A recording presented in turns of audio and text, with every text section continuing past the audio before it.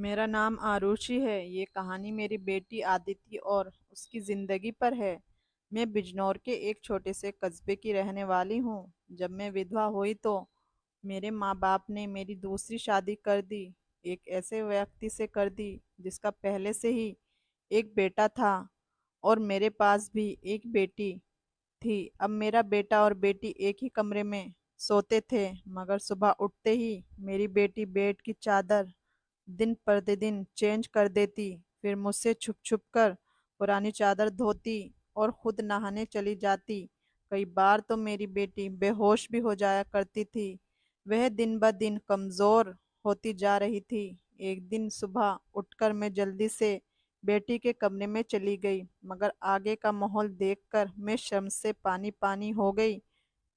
दिल से एक ही विनती निकली, हे भगवान, ऐसा मंजर कभी किसी माँ को ना दिखाए, क्योंकि हम वहाँ मेरी बेटी और बेटा मैं शादी के 2 साल बाद ही विधवा हो गई थी। उस वक्त मेरी उम्र 18 साल थी, क्योंकि मेरे माँ बाप ने मेरी शादी 16 साल की उम्र में ही कर दी थी।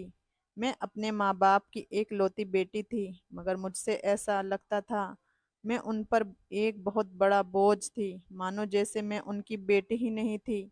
मेरे पैदा होने के बाद ही मेरी माँ ने कोई खुशी नहीं देख पाई थी, और मेरे पिता, उनको तो बेटा ही बहुत चाहत थी, इसलिए वह मुझे नापसंद करते थे और हमेशा ही मुझसे अलग रहते थे। मुझे दिल से प्यार नहीं करते थे। वे मुझे अपना मानते भी नहीं थे और मुझ पर बहुत गुस्सा करते थे। कुछ खानदानी सख्तियों की वजह से मेरे पिता दूसरी शादी भी नहीं कर सके। बस इसी कारण वह मुझसे बहुत नफरत करते थे, हर वक्त मुझसे सख्ती से बात करते थे, और इसी वजह से उन्होंने मेरी शादी भी जल्दी करवा दी थी।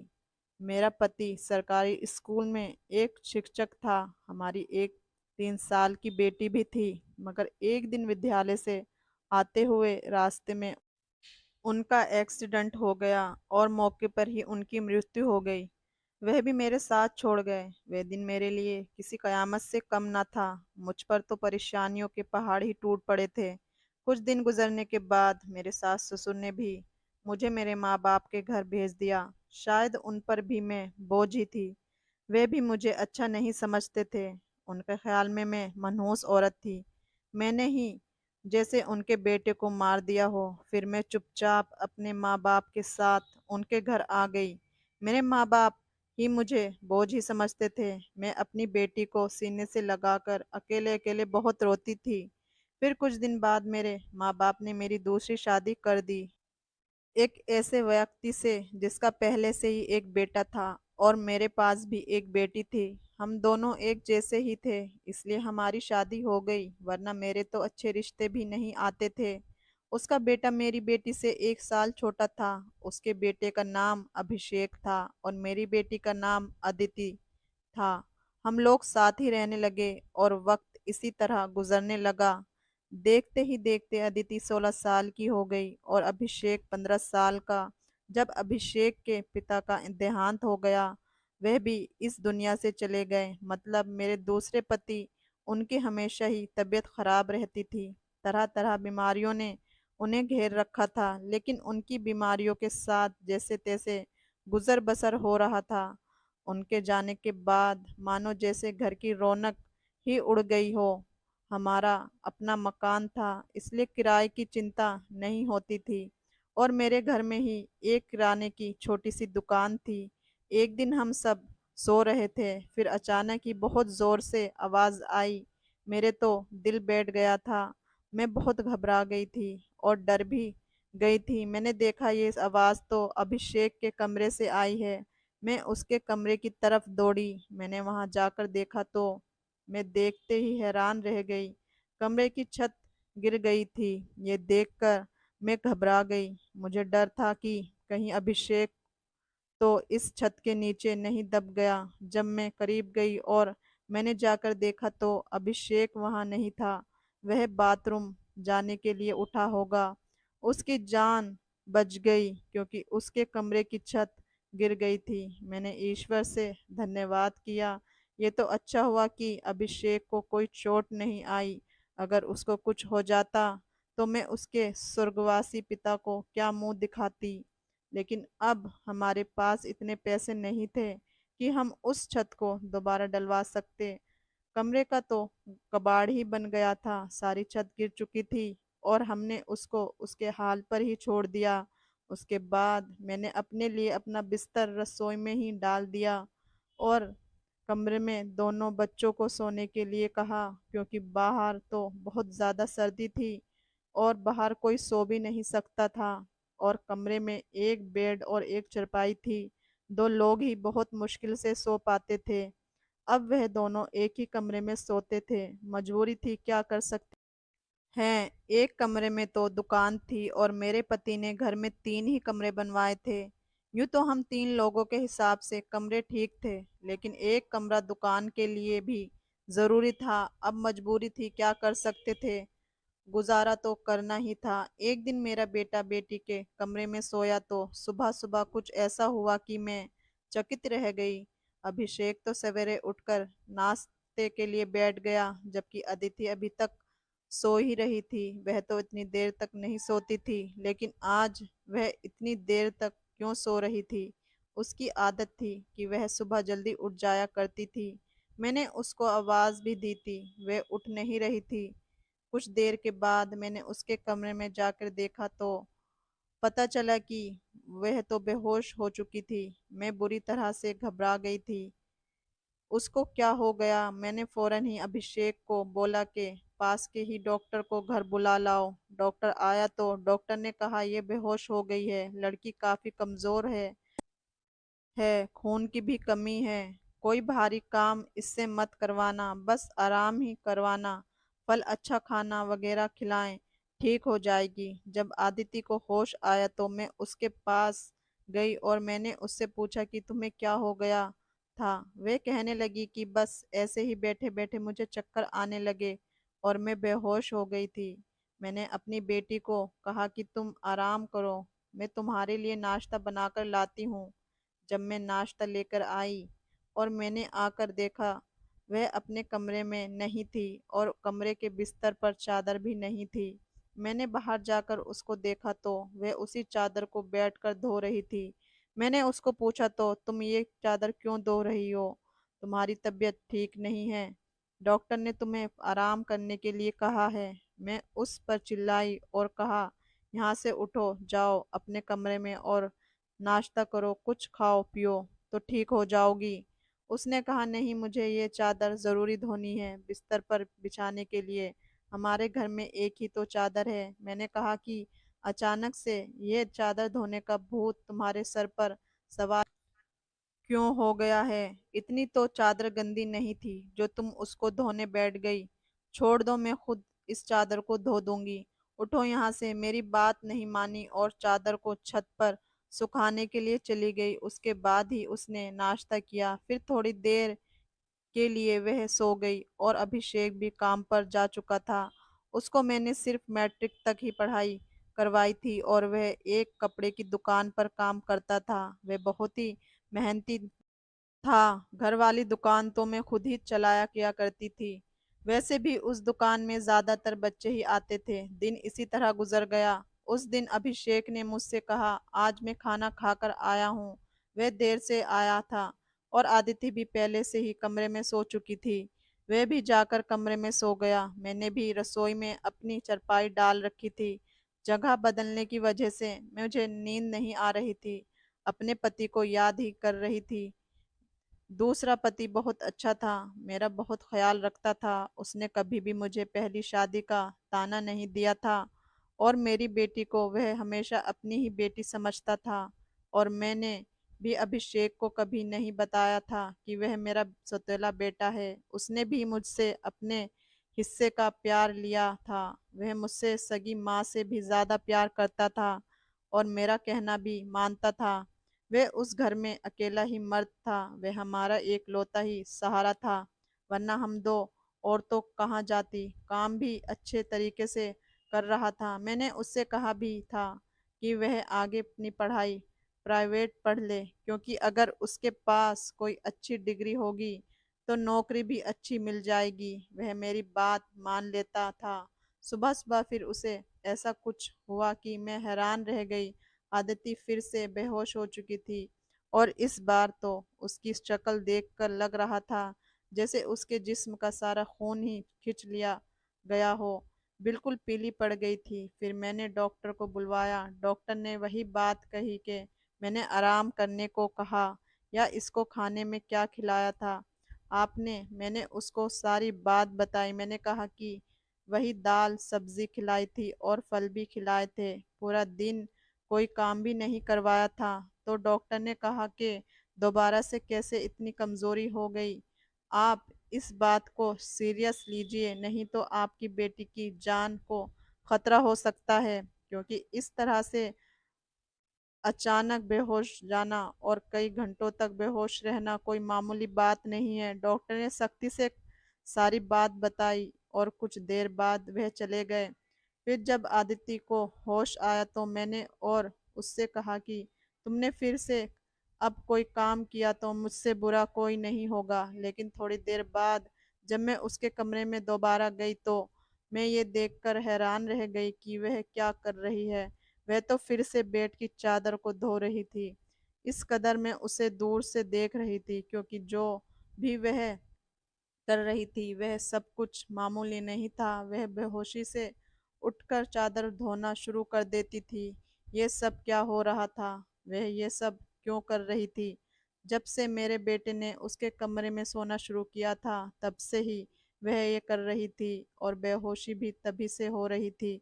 अभिषेक उसके लिए था तो सौतेला ही भाई, लेकिन बचपन से दोनों एक साथ ही पले बड़े। उन दोनों में तो सगे भाई बहनों जैसी मोहब्बत थी। फिर ऐसा क्या हो रहा था? मेरी बेटी की तबीयत दिन ब दिन क्यों खराब होती जा रही थी? मैं रोती और सोचती रहती, ये सब क्या हो रहा है? एक औरत कमज़ोर तब होती है जब वह बच्चे पैदा करती है तो उसके अंदर कैल्शियम भी ताकत नहीं रहती। लेकिन जवान लड़कियां यूं बेहोश होने लगें, ये तो कोई नॉर्मल बात नहीं थी। दूसरे ही दिन उसने चादर धोकर छत पर सुखाई। वह आस-पास भी उसे देख रही थी कि जैसे मैंने उसे देखा तो नहीं। मैं रसोई की खिड़की से ये सब कुछ देख रही थी। मैंने भी उसको ऐसा एहसास नहीं होने दिया जैसे मैं उसको देख रही हूँ। लेकिन मेरी बेटी कर क्या रही थी? वह फिर से बिस्तर पर आकर लेट गई और उसने अपना ऊपर वाली चादर को ओढ़ लिया ताकि मुझे कुछ पता ना चले नीचे वाली चादर है या नहीं। मुझे नहीं पता था। मैंने उसको नाश्ता करवाया और दवाई दी। दुकान अच्छी नहीं चल रही थी। हमारी दुकान पर कोई बड़ा ग्राहक नहीं आता था, सिर्फ बच्चे ही गोलियां टॉफियां लेने आते थे जो 5-10 रुपए देकर चले जाते। इसी तरह से तो काम नहीं चलने वाला था। मैं बहुत परेशान थी, लेकिन यह बात मैंने अपने बच्चों को भी नहीं बताई थी। अभिषेक को भी कुछ नहीं बताया क्योंकि वह पहले ही नौकरी कर रहा था। अगर अब ऐसे में ये बात बता देती तो वह और भी ज्यादा परेशान हो जाता। लेकिन मैं खुद बहुत परेशान हो गई थी। ऊपर से डॉक्टर ने कहा था बेटी को अच्छी चीजें खिलाओ, लेकिन घर में तो दाल रोटी के भी पैसे पूरे नहीं हो रहे थे। घर का खर्चा करना बहुत मुश्किल हो रहा था। लेकिन एक दिन कुछ बहुत ही अजीब हुआ।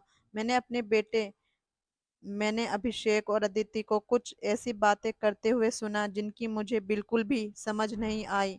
मेरे बेटे ने कहा, यूं तुमने तो अभी से ही अपनी तबीयत खराब कर ली है। इस तरह तो नहीं चलेगा। अगर तुमने इतनी परेशानी हो रही है तो फिर हम यह सब नहीं कर सकते। मेरी बेटी ने कहा कि नहीं, मुझे ये काम करना है। इसी तरह के मौके पर बार बार नहीं मिलते और मुझे क्या पता था कि मेरे साथ ये सब कुछ हो जाएगा। मुझे तो पता ही नहीं था कि मेरे अंदर इतनी भी ताकत नहीं है। मेरे बेटे ने कहा कि अब तो तुम्हें पता है ना, तो तुम्हारी जिंदगी को दांव पर नहीं लगा सकता। तो मेरी बेटी का कहना था कि नहीं, सिर्फ 2-4 हफ्ते की बात है, उसके बाद ये मौका नहीं मिलेगा। ये सब क्या हो रहा था? मुझे कुछ समझ नहीं आ रहा था। ये दोनों बातें कर रहे थे। एक दिन तो मैंने कुछ ऐसा देखा जिसको देखकर मैं दंग रह गई। सुबह सुबह ही मेरी बेटी ने चादर को फिर से धोकर छत पर सुखा दिया और वह एक तरफ खड़ी होकर उल्टी कर रही थी। मैंने कहा कि क्या हो गया तुम्हें। वो घबराई और कहने लगी कि अचानक मेरा दिल खराब हो गया है। मैंने कहा, क्या मतलब है इस बात का कि दिल खराब हो गया है तुम्हारा? क्या खा रही हो तुम ऐसा, और चादर को बार बार क्यों धोती हो? क्या छुपा रही हो मुझसे? अगर मुझे पता चला कि तुमने कोई ऐसी वैसी हरकत की है जिससे मेरी और तुम्हारे बाप की इज्जत दांव पर लग गई, तो मैं तुम्हें कभी माफ नहीं करूंगी। मेरी बेटी हैरान रह गई। उसने कहा, माँ, आप किस तरह की बातें कर रही हैं? ऐसा कुछ नहीं है जैसा आप सोच रही हैं। लगता है आज आपने कोई फिल्म देखी है, या किसी ने आपको कान में मेरे खिलाफ भर दिए हैं, जो आप इस तरह की बातें कर रही हैं। मैं ऐसा क्यों करूंगी? और अगर मैंने इस चादर को भी धो दिया या है तो क्या हो गया? चादर गंदी हो गई थी, बस इसलिए धो दिया। आपको तो पता है कि कई दिन से मेरी तबीयत खराब है, तो दवाई खाने की वजह से मेरे पेट में भी खराबी हो रही है। अगर मुझे उल्टी आ गई तो इसका और कोई मतलब नहीं है। मेरी बेटी मुझसे इस तरह से बात कर रही थी, मैंने उसके मुंह पर थप्पड़ दे मारा और वह जमीन पर गिर गई। तभी अचानक अभिषेक भी आ गया। उसने कहा कि माँ, आप ये क्या कर रही हैं? आपने इस पर हाथ क्यों उठाया? तो मैंने उससे कहा, हाँ, मैंने इसको मारा, इस पर हाथ उठाया ही। ऐसा तो मुझे बहुत पहले ही करना चाहिए था, लेकिन अभी मैं पूरी तरह से बात की तह तक नहीं पहुंची हूँ। जिस दिन मुझे पता चला गया तुम दोनों के बारे में, उस दिन देखना। अब मुझे खुद पता नहीं था कि मुझे क्या हो गया था। मेरे दिल में जो बात आ रही थी मैं वही बोलती जा रही थी, जो कि मुझे इस तरह नहीं करनी चाहिए थी। रात को अचानक मेरी आंख खुली और मैंने देखा कि मेरे बच्चों के कमरे की लाइट जल रही थी। उस वक्त वे क्या कर रहे थे? उनको तो इस समय सो जाना चाहिए था, और मुझे तो शाम को कह रहे थे कि आज हम जल्दी सो जाएंगे। मैं जब कमरे के करीब गई तो वह सिर्फ जाग रहे थे, बल्कि बातें भी कर रहे थे, कि बात पर बहुत ज्यादा खुश हो रहे थे। मेरा बेटा कह रहा था कि तुम बहुत खुशकिस्मत हो। तो बेटी कहने लगी कि हाँ, खुशी किस्मत तो हूँ, लेकिन अभी कल फिर से जब मेरी तबीयत खराब होगी तो माँ मुझे देखकर बहुत परेशान हो जाएगी। कब तक ऐसा झूठ बोलेंगे? बेटा बोला, बस कुछ दिन और कर लेते हैं, फिर सब ठीक हो जाएगा। मैं उनकी बातें सुनकर हैरान रह गई। आज मुझसे रहा नहीं गया। मैंने कमरे के दरवाजे को खोलने की कोशिश की तो मैं हैरान रह गई। उन्होंने दरवाजे को अंदर से बंद क्यों किया था? क्या वजह थी दरवाजा बंद करने की? वैसे भी अब मौसम बदल रहा था, उनको दरवाजा खोलकर सोना चाहिए था। मैंने दरवाजे पर बार बार दस्तक देना शुरू कर दिया, लेकिन इस तरह से दस्तक देने के बावजूद भी उन लोगों ने दरवाजा खोलने में आधा घंटा लगा दिया। और उसके बाद जब मैंने कमरे में देखा तो उनके अलावा कमरे में कोई भी नहीं था, और वह दोनों ऐसी शक्ल बनाकर बैठे थे जैसे नींद से जागे हैं। मैंने कहा, इतनी देर में दरवाजा क्यों खोला है? कहने लगे, हम तो सो रहे थे। मैंने कहा कि झूठ नहीं बोलो करो, तुम लोग जाग रहे थे और बातें कर रहे थे। उन्होंने कहा कि हम क्यों इस समय जागेंगे और बातें क्यों करेंगे? हमारा कौन सा कल पेपर है जो हम तैयारी करेंगे और जागेंगे? हम लोग तो सो रहे थे। मुझे उन दोनों की हरकतें समझ नहीं आ रही थी। मेरे पास बोलने के लिए कोई शब्द नहीं थे। मुझे उनकी बातें समझ नहीं आ रही थी, क्योंकि वह दोनों तो ऐसे ही बैठे थे जैसे नींद से अभी अभी जागे हों। उसके बाद मैंने उनको कुछ नहीं कहा और वहां से चली गई। लेकिन मैं सोचती थी कि कोई ना कोई गड़बड़ तो जरूर है। मैं यह देखकर हैरान रह गई। एक दिन मेरी बेटी के बाजू में नील के निशान भी थे। ये तो जख्म के निशान थे। समझ नहीं आ रही थी कि उसे क्या लगा था। मैंने उससे पूछा तो उसने कहा कि छुरी लग गई है, लेकिन छुरी तो उंगली पर लगती है, बाजू पर नहीं। मेरी बेटी कोई ना कोई बात ऐसी है जो मुझसे छुपा रही थी। कभी बेहोश हो जाती थी, कभी उसके शरीर पर अजीब अजीब तरीके के निशान होते थे, और कभी उठकर अपने बेड की चादर धो लग जाती थी और मुझे कमरे में जाने नहीं देती थी। मेरा दिमाग जिस तरफ जा रहा था मैं वैसे सोचना नहीं चाहती थी। मेरी गलती थी। मैंने आग और पानी को क्यों एक साथ रखा? मुझे ऐसा नहीं करना चाहिए था। मैंने सोच लिया कि मुझे क्या करना है। जवान लड़का लड़की को मुझे एक साथ एक ही कमरे में नहीं सो ने देना चाहिए था। गलती तो मेरी ही थी, मुझे ही इन सब बातों का ध्यान रखना चाहिए था। अभिषेक था तो अदिति का सौतेला ही भाई। नियत बदलते देर ही नहीं लगती। जवान की इस उम्र में बच्चे बुरी संगतों में पड़ ही जाते हैं। सगा भाई तो सगा होता है और सौतेला भाई सौतेला। तो फिर मैं कैसे सौतेले भाई बहन को एक साथ ही कमरे में सुला रही थी? ये मेरी ही गलती थी। जब हम ही बच्चों पर ध्यान नहीं देंगे, परेशानियां तो पैदा ही होंगी। अच्छी बुरी बातों का ध्यान तो हमें ही रखना होता है। बच्चे तो नादान होते हैं और नादानी में ही बहुत सारी गलतियां कर बैठते हैं। जैसे जैसे विचार मेरे दिमाग में आ रहे थे, अगर ये सारे विचार यही सही हो गए तो फिर सारा काम, सारा कसूर मेरा ही होगा। मैंने अपने बेटे और बेटी पर नजर रखी थी। एक दिन मेरा बेटा बेटी को कोई चीज ला कर दे रहा था।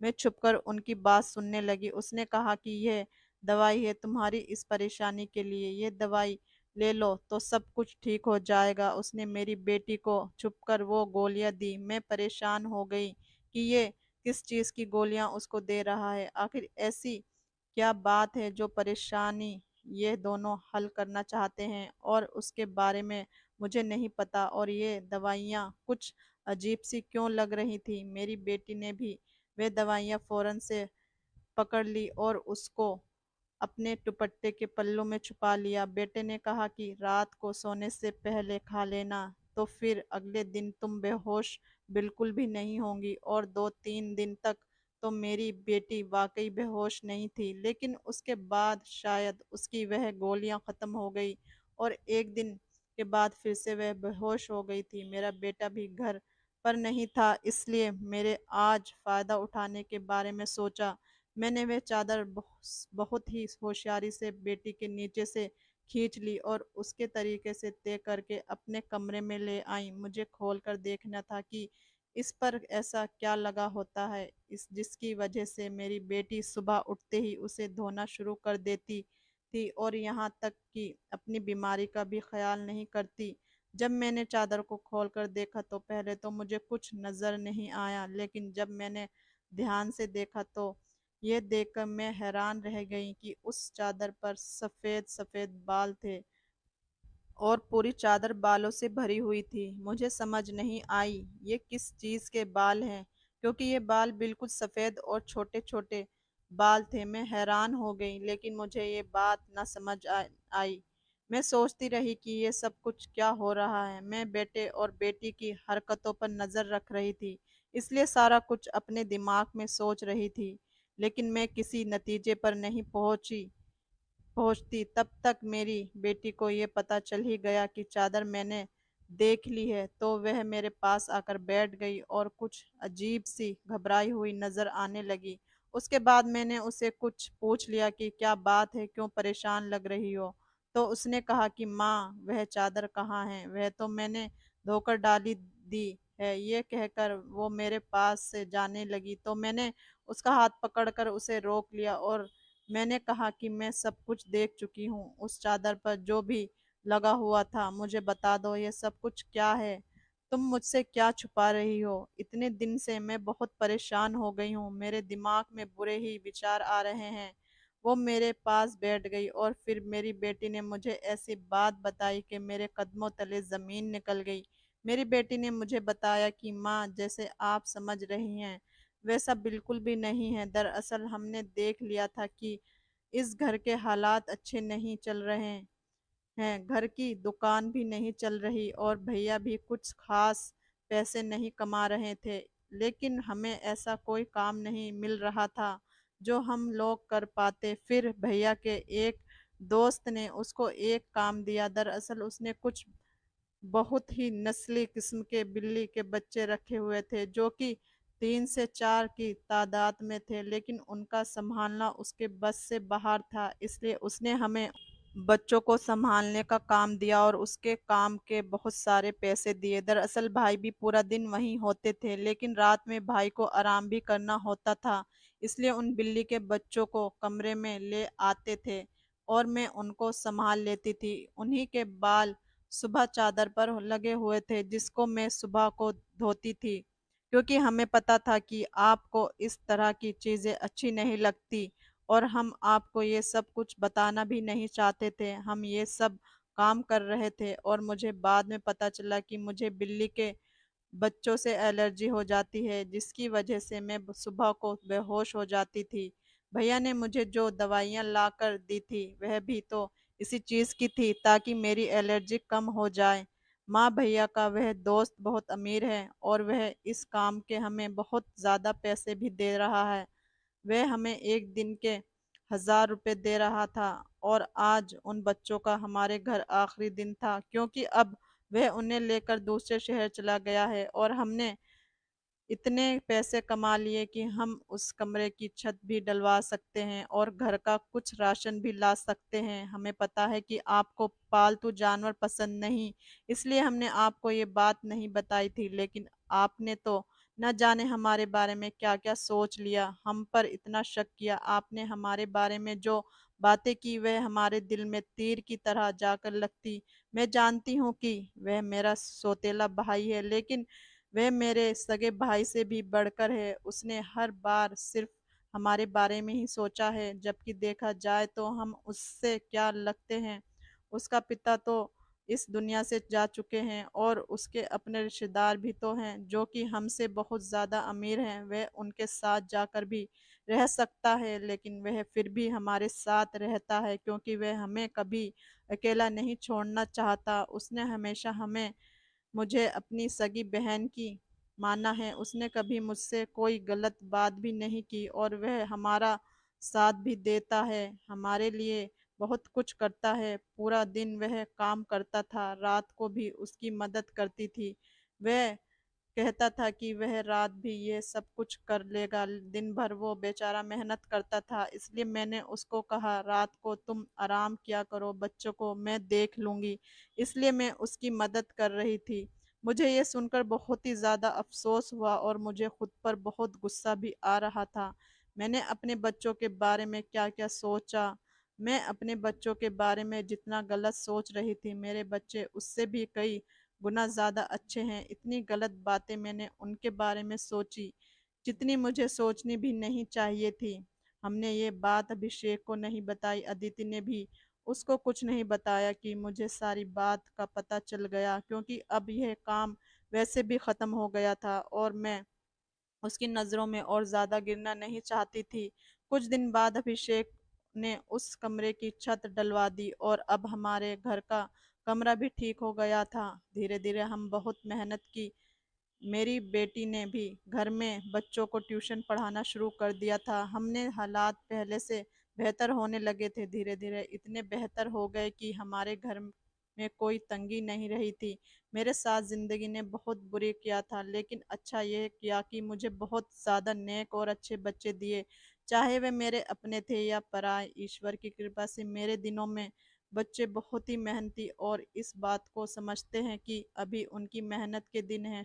हाथ पर हाथ रखकर नहीं बैठ सकते, क्योंकि उनके सर पर पिता का साया नहीं था और मैं भी कुछ नहीं कर सकती थी। इस बात का उनको एहसास था और ये एक बहुत बड़ी बात है। ईश्वर की कृपा है कि अब सब कुछ ठीक हो गया है। ऊपर वाले का लाख लाख शुक्र है। जैसा मैं सोच रही थी वैसा कुछ नहीं हुआ, लेकिन वह ऐसा भी हो सकता था। अगर ऐसा होता तो मैं कहाँ जाती। बस आखिर में इतना कहना चाहूंगी, जो ऊपर वाला चाहता है होता वही है। मेरे बच्चे बहुत समझदार हैं और उनके दिल में कोई ऐसी बात नहीं, लेकिन फिर भी मैं ऐसी माँ को नसीहत करूंगी, बच्चों को के साथ इस मामले में थोड़ी एहतियात ज़रूर करें और वह गलती ना करें जो मैंने अपने बच्चों के साथ की। मुझे दोनों को एक कमरे में रखना नहीं चाहिए था, क्योंकि जो ना हुआ वो हो भी सकता था और अगर वह हो जाता तो सब कुछ खत्म हो जाता। मेरे बच्चों तो समझदार थे, शायद मेरे साथ इसलिए ऐसा नहीं हुआ। अपने बच्चों का ध्यान रखें, उनकी जिंदगी पर भी ध्यान रखें और वह कब क्या कर रहे हैं इस बारे में भी पूरी जानकारी रखें और बच्चों पर प्यार करने के साथ साथ थोड़ी सख्ती भी रखें और वह क्या गलती कर रहे हैं क्या नहीं, इन सब बातों के बारे में उनसे जानकारी लेते रहें और इस बात का ध्यान रखें, जब बच्चे जवान हो जाते हैं तो उनका बिस्तर अलग अलग कर देना चाहिए। आपसे भी यही सब कुछ कहूंगी, अपने बच्चों का ध्यान रखें। दोस्तों, उम्मीद करती हूँ आपको हमारी कहानी पसंद आई होगी। कहानी पसंद आई हो तो वीडियो को लाइक करें, चैनल पर नए हैं तो चैनल को सब्सक्राइब करें और हाँ, नोटिफिकेशन बेल को ज़रूर दबाएं ताकि अगली अपडेट सबसे पहले आपको मिले। नए हैं तो चैनल को सब्सक्राइब करें और हाँ, नोटिफिकेशन बेल को ज़रूर दबाएं ताकि अगली अपडेट सबसे पहले आपको मिले।